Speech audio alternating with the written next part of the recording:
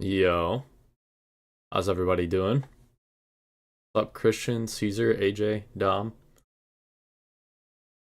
Alexander? What's up? I don't know how to say your name. Arumus, Evan, other Christian, your gains, Criddle. What's up, you guys? How'd you guys all do today?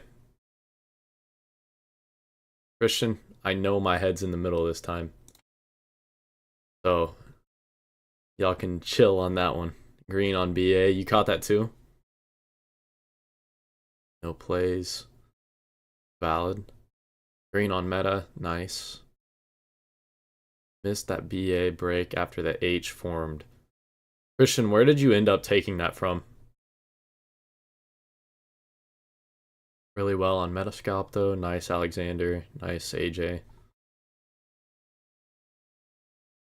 Green on Nvidia. I don't think I heard anybody trade Nvidia today, so cool. Red on Meta. Mike just on another account for my wife. Gotcha. Gotcha. Christian, where did you end up taking BA at? Did you take the same play as I did, or did you take it somewhere else?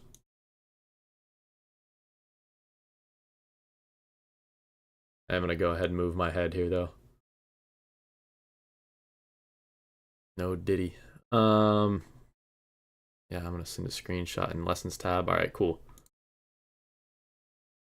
Puts on meta by mistake.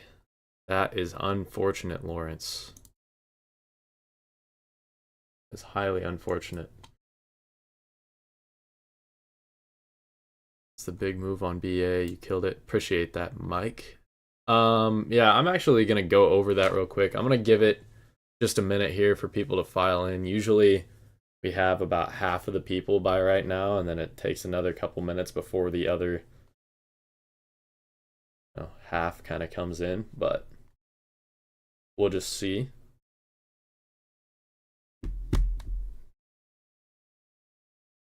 Sent in lessons, circle was entry, lines were the sell. Hold up. Let's see.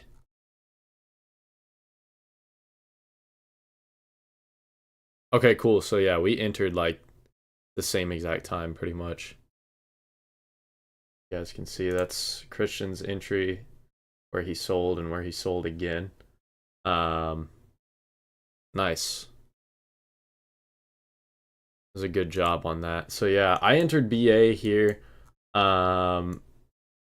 We actually dodged the first minute candle that ended up faking out. It technically didn't really even fake out because we never got to the level, actually. We were 2 cents away from 176, which I know a lot of people pull the trigger when it gets that close, but off market open, I mean, when we have no direction right off market open, you're accepting a huge amount of risk there. But I had from pre-market, this zone right here was going to be my like super hard stop area if we got momentum into it, because I knew if we got momentum into it, we were going to see a pretty decent move to one side or the other, and then literally the first minute candle proved that. But anyways, I ended up catching it when it came back down here and got this momentum. We finally closed in this little zone and then showed momentum below that. I entered at like 176.04 is where I had my alert. Entered there. We broke right off the break. I was actually up decent. But obviously that risk to reward there didn't make sense, and that was not where my targets were. So I saw that we made a nice little move down here. Definitely could have scalped that if you wanted to, but we got a bounce, came back up to this previous support area, which is now acting as resistance. See, we kind of rounded out here. We kept wicking out and closing out of this level.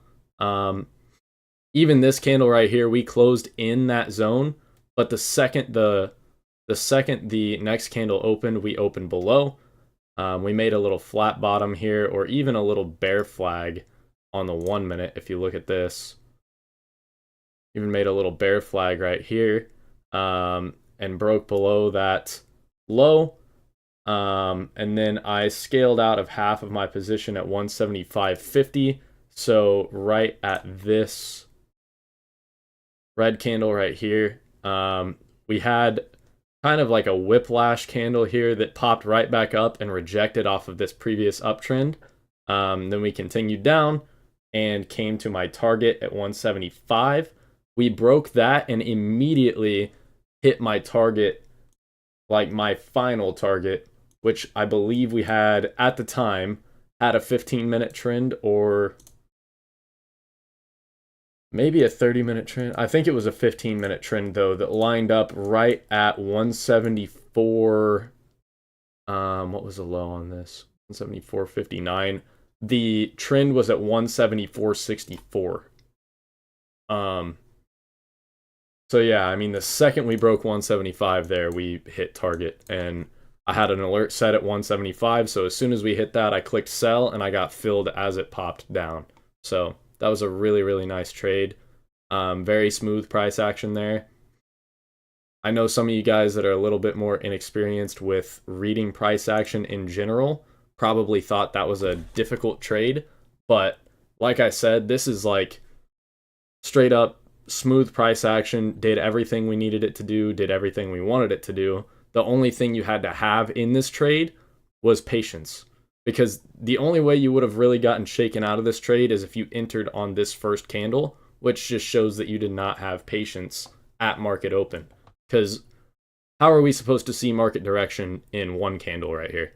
It just doesn't make any sense. Was trying to hold runners to 175 break, but it bounced a little at my 20-cent level, so I sold there. That's valid, Christian. What's up, Jay? Does the moving average help you hold longer? No, it does not, Martin. I just have it on my chart because it's always been there, and I feel like it looks weird without it at this point, so I can't really get rid of it. It's a mental thing that I feel like I'm missing something if it's not there. Executed with you today. One and done. Nice, Jay. 174.80. What sell fill did you get? I think my sell fill was like 210-ish, around there. So actually, part of my contracts I sold for about a 10% profit here at 175.50, and I sold my other half, and in total it was like a 20% play. I think the other half of my contracts ended up doing closer to 30%. Did BA happen at the same time as Meta? Yeah, you guys were in Meta to the upside whenever I was looking to enter BA to the downside. When it pulled back up after your entry, how much negative were you? I think the most I was down was like 11.2%, like at the top of this wick right here. But like I said, we didn't have any real momentum in my stop area here, and my risk to reward made more than enough sense to do what I did there. So at most, I was risking 40 cents to make $1. On the stock, at least. Obviously, not on the contracts. But like, as far as the stock goes, from my stop level to my target, I was risking at most 40 cents to make $1, so that's valid. 90 for me. How to trade with price action. Lazo, make sure you check out the education playlist on the Stock Hours channel, and that will give you some answers there. What stocks would you consider not trading if you're buying a lot of contracts? For example, how Noor said he wasn't going to take BA due to the amount of contracts he had to buy. Well, if you look at BA's contracts, at the money contracts are $195 on the bid, $2 on the ask. So I think at the time, they were around the 130 to 160 mark whenever we were looking to enter. So to get like an average position size for him, and I don't know his exact position size, but say his position size is 30 grand. That seems pretty reasonable for him, to be honest. So 30 grand times or divided by 160 You have to buy almost 190 contracts to be able to get that position size. So if the stock only has, I mean, the volume on these were really good, so didn't really have to worry about that. But say something like Airbnb, for example, 1,800 in contract volume right here. For any regular person, 1,800 volume is more than enough, because maybe you're only buying, 50 to 100 contracts most, right? For any normal person on something like that. For him to get his position size, he'd have to buy almost 1,000 contracts. So he'd be almost doubling he'd be a third of the overall volume in the contracts. So it would be very hard for him to get in and out of that trade. So Christian, unless you're trading with like extremely large sizing, you do not have to worry about that. Maybe at some point you will, but by the time you get to that point, you'll already understand what you can and cannot easily execute on. And like, he could definitely take a trade on stuff like this if he just used, normal sizing, not normal sizing for him, but like normal people sizing. He could very easily take a trade on it, but it's just whether it's worth it or not for him to do. Like on meta, he can much easier get his full position size and make more on a smaller move on meta than using I'm going to keep using a regular person sizing and catching the full move on BA. He would be able to make more on his full position size on a small move on this than he would on something like this.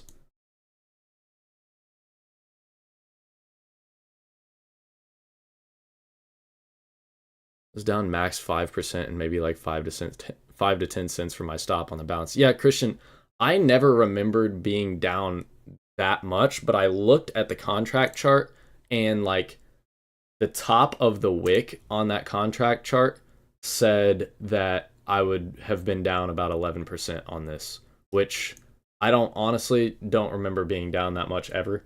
I think mainly throughout this whole pullback area, it was like 6 to 7% mainly, but I don't know. That I may have just been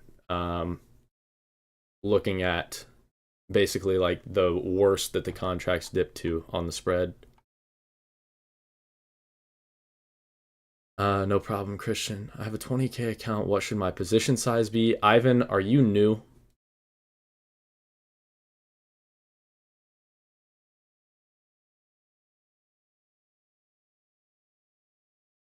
Because if you're new to trading, I'm not going to lie, I would say first thing I would do is take 15K out of that account. If you need to be asking that question, I would say make your account a lot smaller so you can make the beginner mistakes without messing yourself up in the long run. Been with stock hours for a year.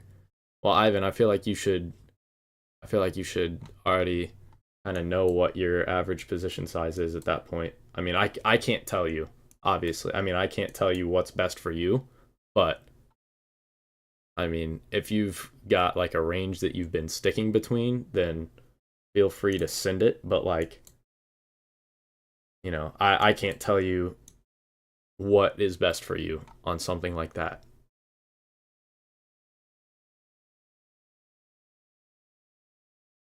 All right.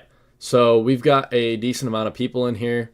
We are already a decent way into this lesson here. So we'll go ahead and get to the charting. We'll go ahead and get to the charting, and if we have any time at the end, we can do a quick Q&A for stuff like that. But as far as everything goes, since we're already this far into the lesson, I'm just going to go through my watch list and see if there's anything I like. I usually make sure to take my time and like go extra in depth on everything, but I'm going to chart just how I regularly would.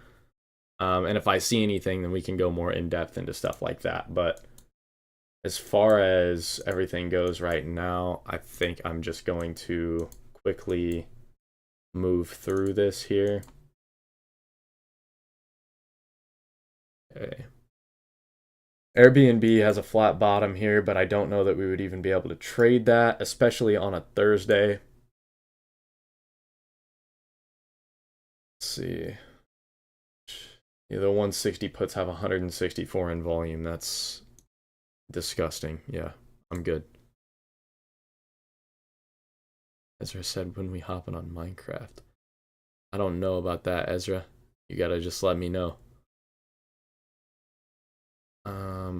AJ, I mean, that's not a horrible idea, but also I don't know how he trades, you know? Like I would feel comfortable doing that, but I know that I'm consistent. If you're not consistent, then I would say back your sizing way down. Or else you're gonna see that 20 turn into 2 real quick.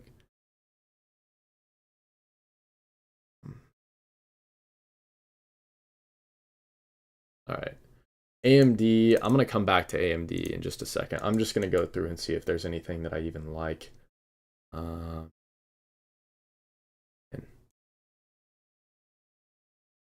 VA, I still actually, let's see here.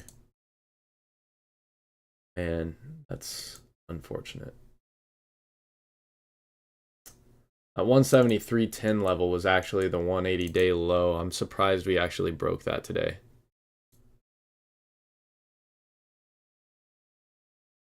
Baba. Let's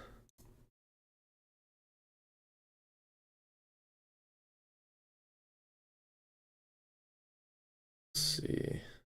Okay, yep, absolutely not. Contracts are stupid cheap. Coin may be coming back for more here. Got a little gap from pre-market. And by a little gap, I mean very, very little.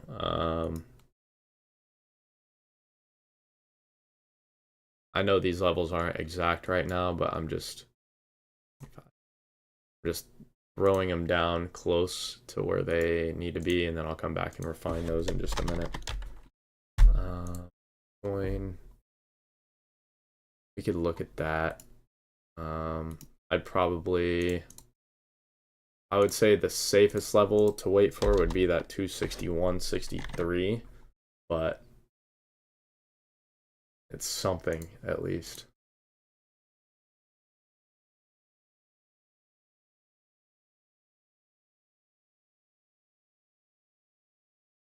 Disney.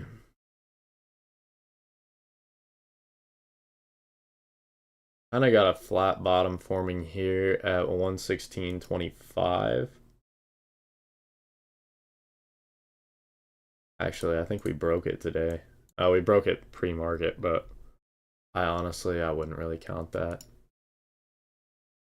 Like, technically, yes, we did break it, but not with volume, and there was no hold below, so.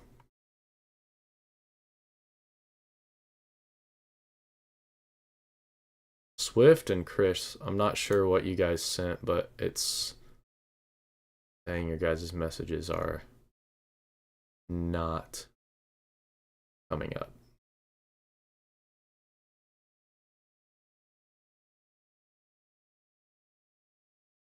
Why did I like that level on BA today? I will show you, Swift.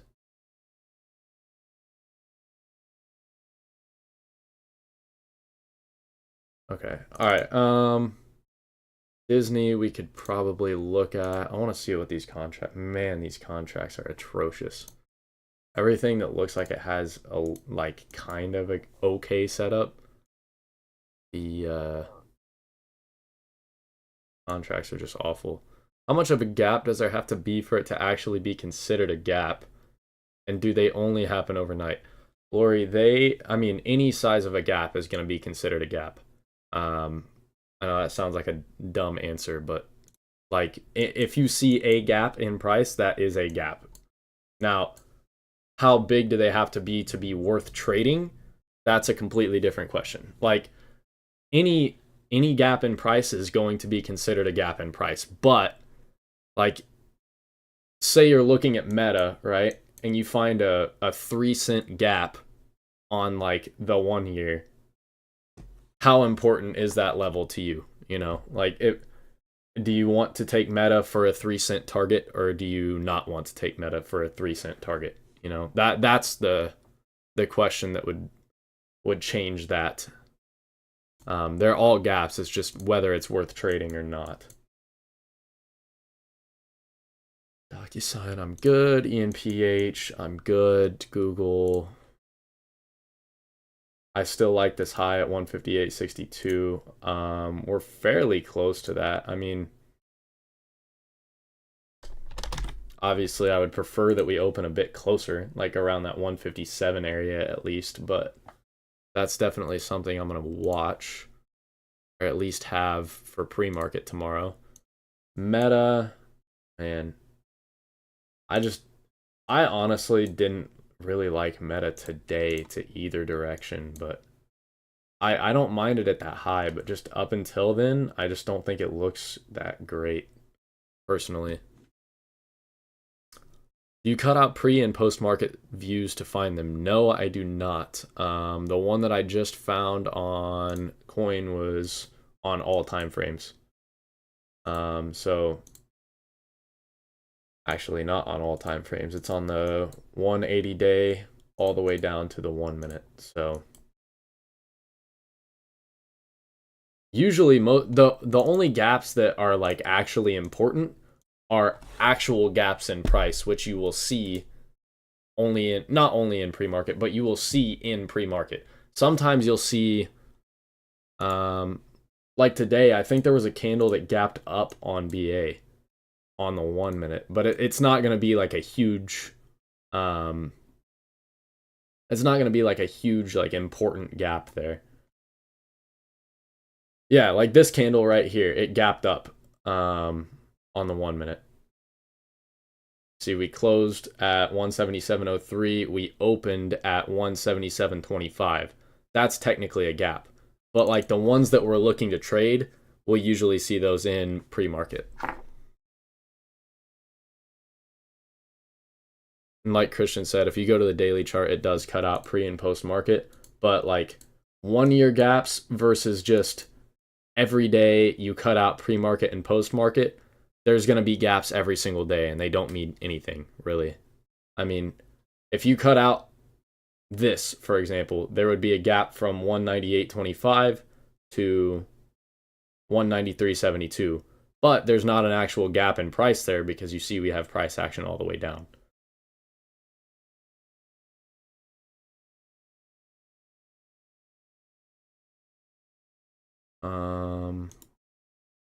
How do you make a plan to enter and exit a trade? What is a good time frame you look at for a trade to play out? Well, good news, you're in the right spot, and that's what we're doing right now. So just stick around and you will see. Microsoft, I don't really like anything. MU, let's see. I am not a huge fan of MU until we get back down to like 117.03.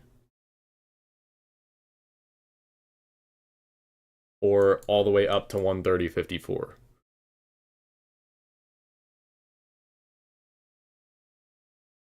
I like the earnings gaps, just usually takes a while to get it. Yeah, that's true, Christian. Netflix, man, there is not much. I honestly, I really don't like anything so far. Like, there's been a couple setups that are like meh at best, but gosh, this is not a great area. Nvidia, I would play the high of day today into yesterday's high. 876.35. That could be a pretty okay scalp there. Would be 874 through the 875 break, targeting the break of 876.35, and then whatever momentum we can get from there would be cool. But yeah, that would be all right. Also, we've got a downtrend here on the 1 hour. We've got two different downtrends, technically. I mean, we've got one from way back here. We've got one from the last, like, what is that? 1, 2, 3, 4, 5 days. So that trend lines up at about 880. We can see about that as well.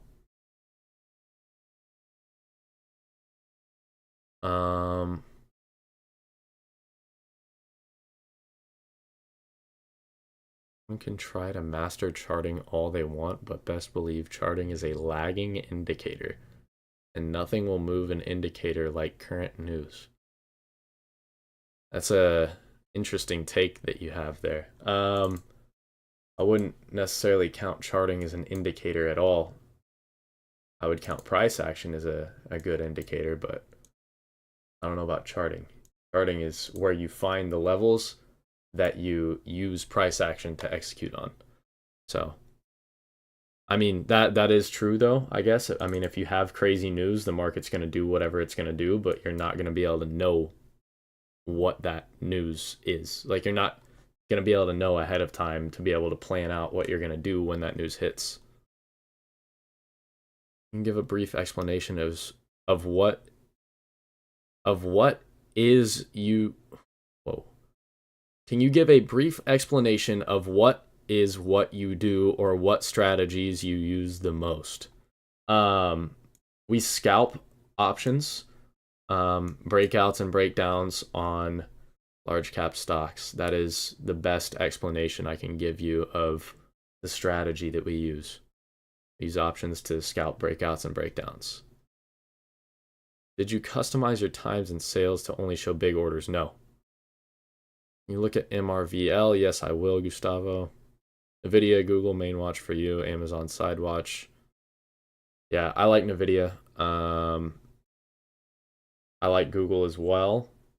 And then, what did you say? Amazon was side watch for you?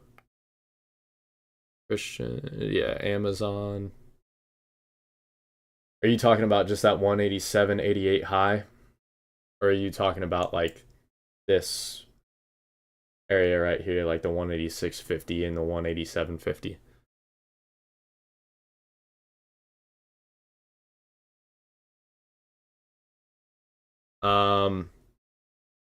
Perkins, anticipating the breakout is where you're going to see the biggest premium flip on your contracts. Either the high or 188, but up there, yeah. I like that 187.88, but I mean, we're just decently far away on that, I feel like. Okay, PayPal, nothing. QQQ, I don't really look to trade this ever. I just like to have it. I mean, we're in a wedge on the 4 hour we've been bouncing out of. Feel like the probability of us breaking to the downside is a bit higher because we've kind of got a flat bottom here as well, but we'll see on that. Roku, I just need to clear my levels and get rid of this because it broke without me at like 3 o'clock in the afternoon one day. So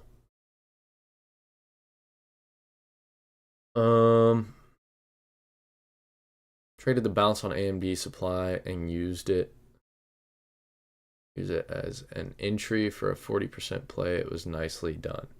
Nice. You watch the tape on TOS or Interactive Brokers, and which do you like more? I watch it on TOS.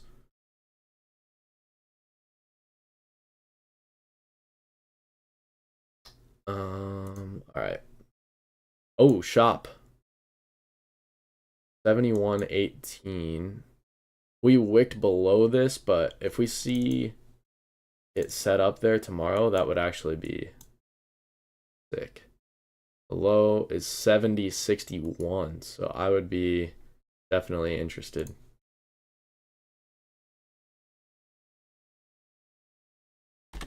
Frankie's either gonna love me or hate me for this one because I feel like he's the only person I've ever heard bring up shop like more than once in the last like 2.5 years. So What is RSI? Useless, Lazo. You like the downside or upside more on taking breakouts? It doesn't matter to me, whichever direction we have momentum in. Lazo, to actually answer your question though, RSI is basically supposed to show you whenever something is overextended or overextended to the upside, overextended to the downside, but that is an actual lagging indicator. So, and it really has no effect on the stock whatsoever. So the only thing that's going to have an effect on the stock and that's going to tell you when a stock is overbought or oversold is actual price action inside the market. So it really, the reason I say useless is because you can look at it all you want, but all that's really ever going to do is talk you into taking trades when you shouldn't, just because it's saying it's not overbought or it's not oversold, or it's going to scare you out of good trades because it's going to say that it's overbought or oversold, and you're like, well, my level looks really good, price action looks really good, but RSI says it's bad.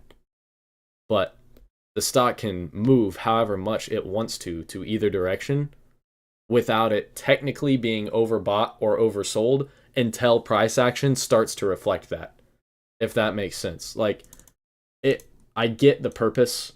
I understand why people think it's useful, but in real life, in real trading, it's not. It's not gonna help you. Because you can look here at Netflix and be like, okay, right here, this is oversold, right?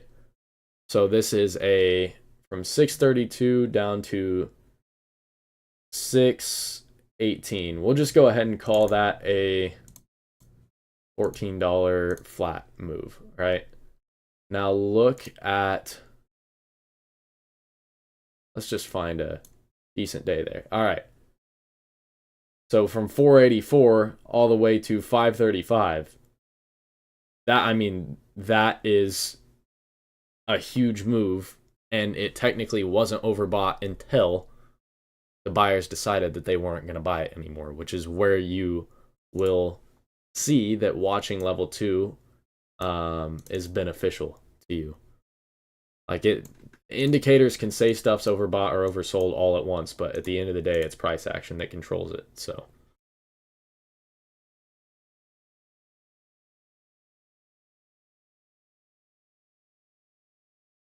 how do you determine a good risk to reward when anticipating the breakout? Know what your target's going to be, know what your stop loss is going to be, and size accordingly to that. I'm sorry, I just went off on a whole tangent here. We were on Shopify. Okay, yeah, moving on. Sorry. SMCI 855 looks nice.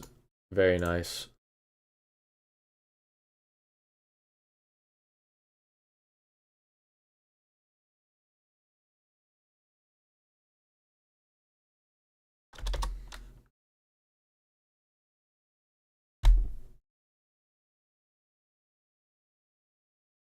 Perfect flat bottom there. The only issue is it's $47 away,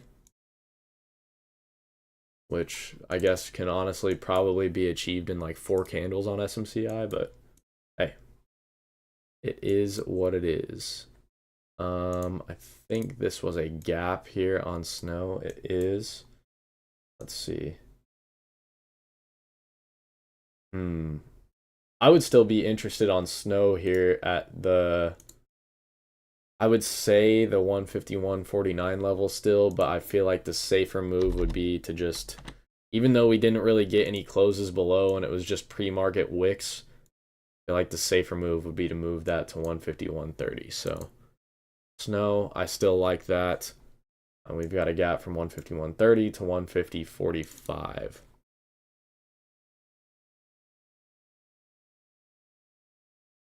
Do you know a good level 2 video or learning book? Steven, go on our education playlist on the Stock Hours channel. There's some videos on level 2 there. If you don't find them there, then definitely shoot one of us a message or something like that, and we can help you out. 855, and what target do you like? We'll go through and look at that in just a second. I'm just going through stocks to see if I even like them enough to write ideas on them or not. Tesla, we have nothing, which is slightly disappointing, but oh well. I still need to look at MRVL for whoever asked me about that earlier.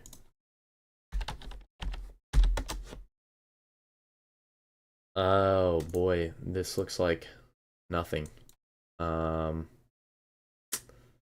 I see kind of what you're seeing, but also if you look here, kind of looks to me like it's not the highest probability trade to the downside here. Until we get to at least 70.26, but we need to have like some crazy momentum going into that.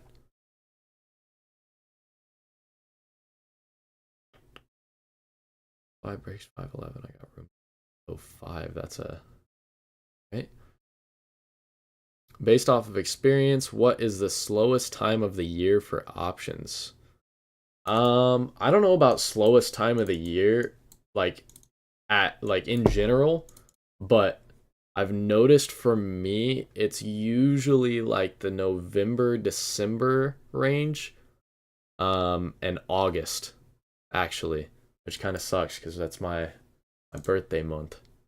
But like, I feel like usually those are the slowest times for me. I don't know whether that's like a mental block that I've built up over the last like however many years, but that's just what I've noticed. That I tend to stay more cautious in those times just because I feel like the price action is not as great as it is throughout the rest of the year. And that really doesn't even have to do anything with options. It's more of just price action on stocks in general. Florida plays are usually good. Gabe, last year they were, for sure. The year before that, there was like a couple all right ones, and then the other ones were like immediate stops if you even could get in, because it was just like that super quick pop straight through your level type of thing and then immediately wick back out. Noticing Uber has a nice flat bottom here. Here, I'll look at that real quick.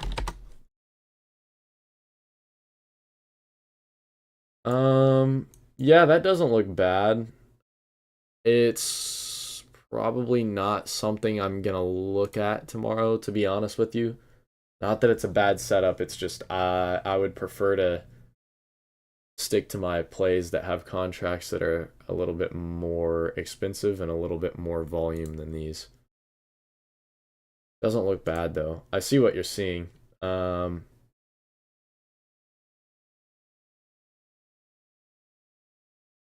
Yeah, I'd rather stick to stocks that I'm used to trading, or that I have traded before. I don't think I've ever traded this stock before, and I don't exactly know how the price action moves on this one.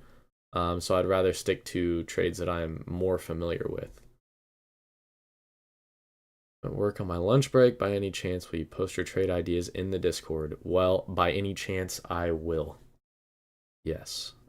Chris, talk to you later. SMCI at 8:55. Michelle, you must have not been here within the last like 10 minutes or so. But I love your idea. Look at that right there. All right. Yeah, so I am going to go ahead and start making my list here. Couple things can stay the same. Alexander said, wow, with an exclamation mark. That's not sure what I did that warranted that, but appreciate your enthusiasm. All right. Snow. Where are we at here? Sorry. I'm gonna mark stuff from the bottom up. I appreciate you too. You go over Tesla? Yes, I did, Tariq. I do not like it.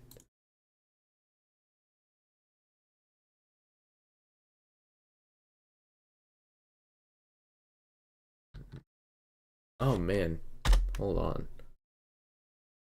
I didn't see. Hold on. Never mind. I'm gonna pass on snow. I didn't realize we ended up breaking that already a few days ago. I don't know how I missed that.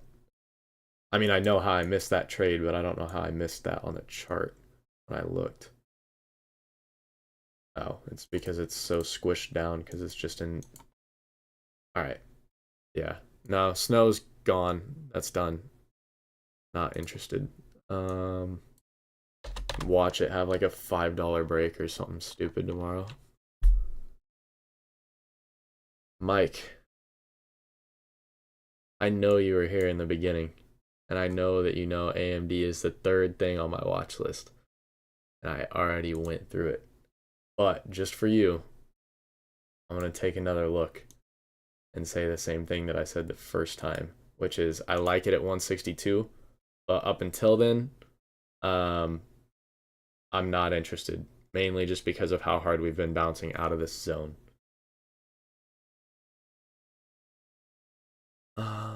SMCI, that's going to get down. Thank you, Kevin.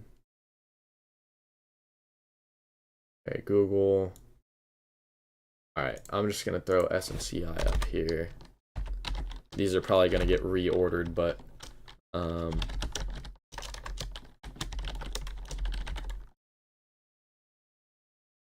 right. Here is where we are gonna look for some target areas. And there's really not even a whole lot to base these targets off of. I mean, the easy thing to say would be I'm just looking for the 850 break and then targeting momentum below that. So that's really the only type of target I can have unless we have some trends here, which we kind of do, but they look super messy. So let's see. All right, we've got room to 836 on the 15-minute. I can tell you I'm not holding for that long. Unless we want to make that move within like 3 to 4 minutes, but holding for almost $20 does not sound fun to me.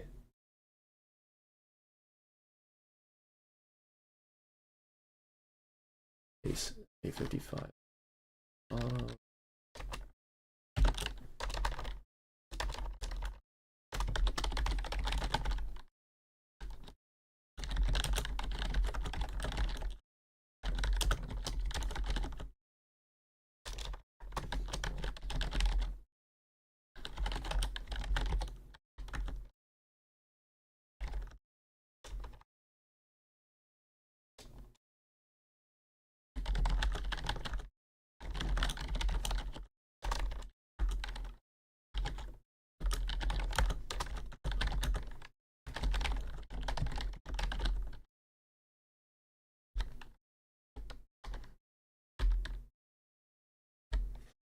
All right.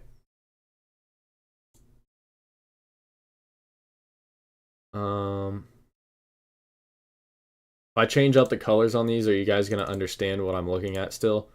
I've found a more visually pleasing color for me on these watch lists. I don't like the look of the red. Did anyone just hear challenge accepted? I have no idea what you're talking about there.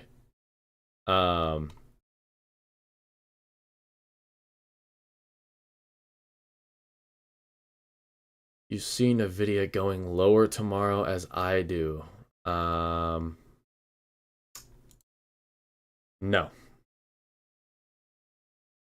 No, I do not. I can't predict where it's going to go, but I can tell you that I don't like it until we get down to 830, which we are about $40 away from. So, yeah. I guess if you want me to crystal ball that, I'm just going to say no because the closest thing that I like is to the upside. Talking about, oh, yeah, no. If you want to go ahead and do that, be my guest. Just hold an extra contract for me.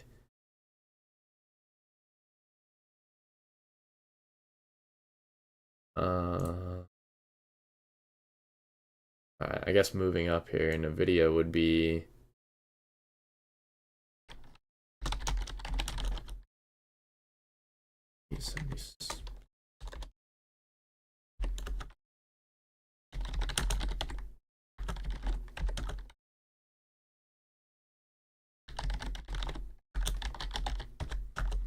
have you asked me why I don't trade SPY multiple times? Because I haven't answered it yet. I didn't see that you asked that. I do trade SPY. I just am not the person that I would consider the best at trading SPY. Like, my trades work out for me, and they generally work out pretty well. I know there's more knowledgeable people in stock hours with SPY specifically. So it's not that I don't trade it, it's just that I also kind of know my place. And my place is not being the SPY master.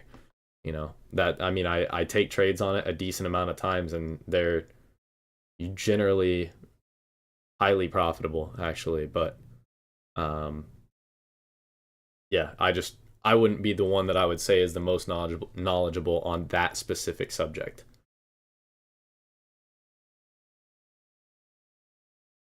Yeah, exactly. That's Maki. So Maki is the SPY master. I'm just the SPY apprentice there. Sorry, your place is not being a teacher. Okay, cool. What's the minimum amount of money in your account you would recommend trading with? I would say 500 to 1,000 is what we generally recommend people starting with. Anything lower than that, it's going to be a little difficult to actually take a lot of the trades that we trade. So it's mainly just due to contract pricing being a bit more expensive. Especially now, like even coin used to be cheap contracts, and look at these contracts now. I mean, they're 500, 600. For a while there, they were like $1,400 at the money, which is insane.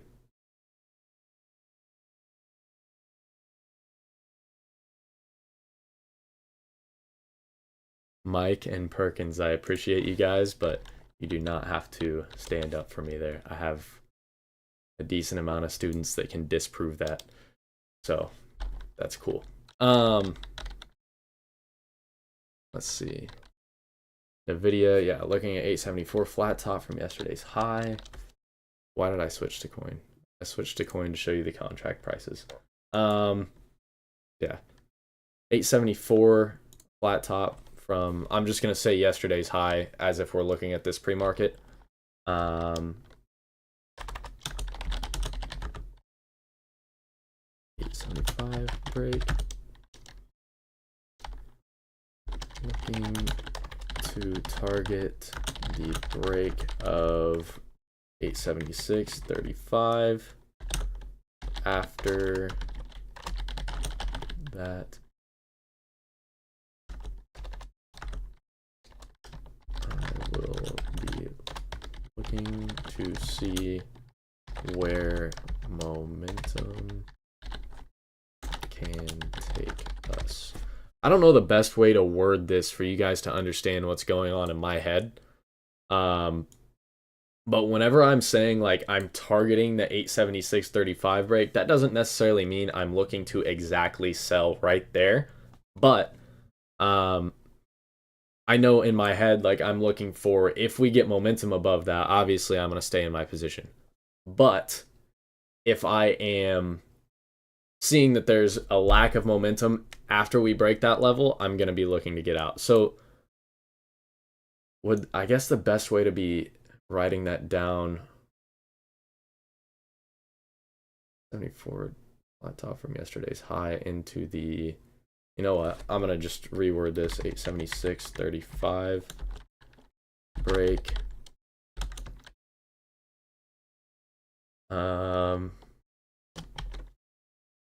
Targeting whatever momentum we can get.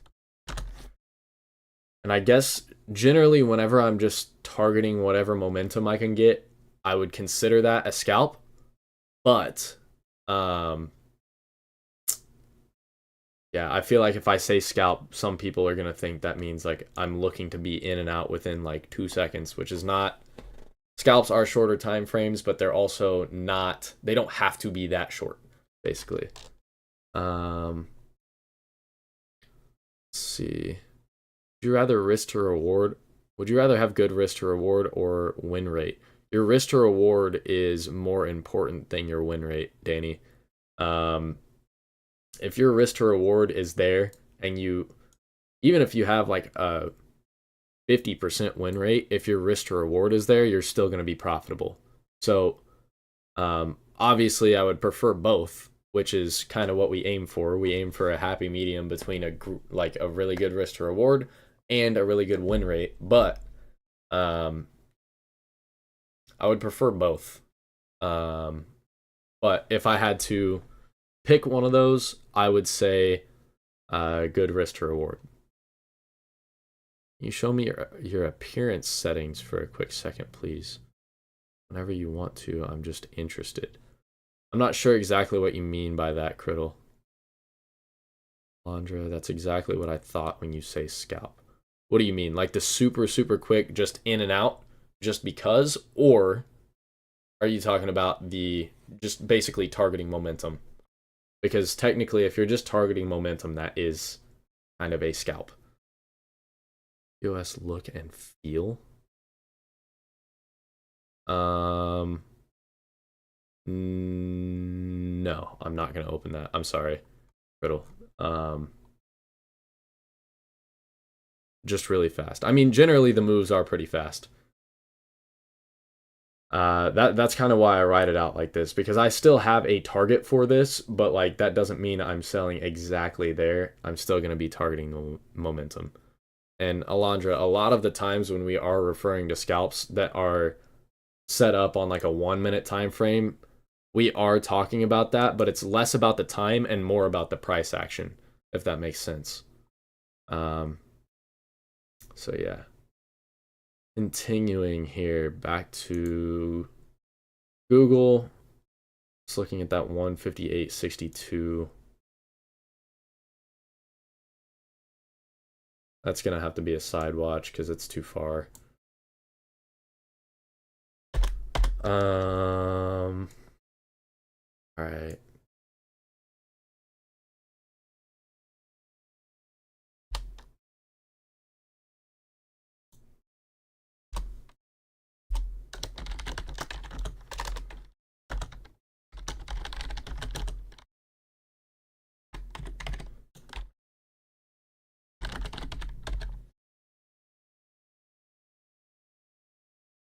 All right.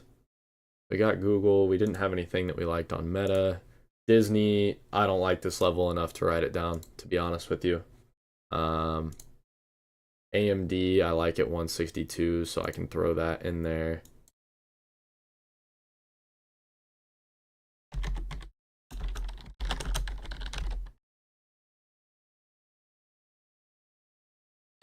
Zayd, I don't know. I feel like if I abbreviate stuff too much, there's going to be somebody out there that's going to be like, what do you mean by that? So I have to add extra words in sometimes. Have you ever been in 2 trades at the same time? Yes, I have, but only for a brief period of time. Like my contracts are still filling on the sell of one while I'm entering another one. But there are some trades that I listen to. These are the ones that I'm specifically like I have my eyes on these ones. I'm not just listening. Generally Costco is the one that I'm listening to. It sings to me sometimes. You show me your candle's appearance settings, please. If you're referring to the algo that I have on my candles, then that's just an algo. But if you want to see, let's just see here. Load study set, regular. This is what these candles look like without the algo on them. So it's literally just regular candlesticks, just with my algo. Not my algo, but the stock hours algo. All right, Microsoft, we have nothing. Costco Corporal. All right. Microsoft, Google, Disney, I don't like that much, so that's gonna go away. Google, Meta. Do I write Meta down or no? Does the algo change the candlesticks? Yes, it does. Christian, call me Randy Orton because I hear voices in my head when I'm trading.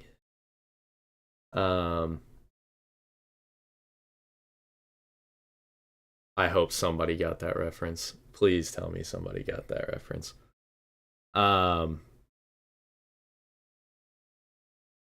Okay.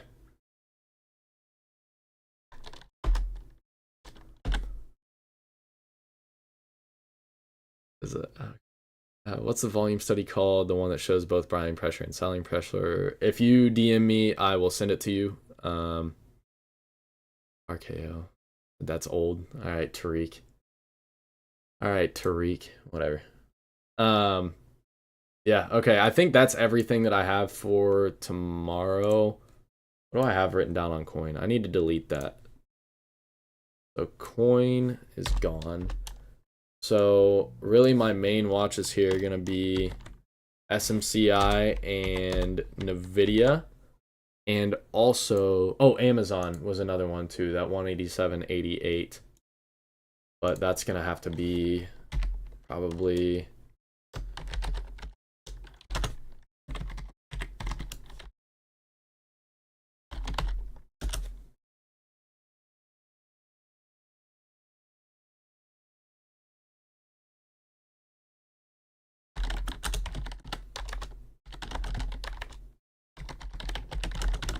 That's 188.11. Then 188.65. All right, cool. All right, that is the watch for tomorrow. I appreciate you guys all coming out. For note-taking purposes, scalp is targeting momentum / price action. Yes, Alondra, exactly. All right. Yeah, Criddle. It just it repaints the candlesticks. The hollow candlesticks are green. The filled candlesticks are red. So even if, you know, this technically is the color green, but it's filled, so you can tell that this is a red candle. Selling options, we don't necessarily need to hit our break-even price to make money, just to see the contract price increase. You are talking about selling uncovered options, not doing what we do. We are long options. Whenever we take trades, we're always long. So we're either long calls or long puts.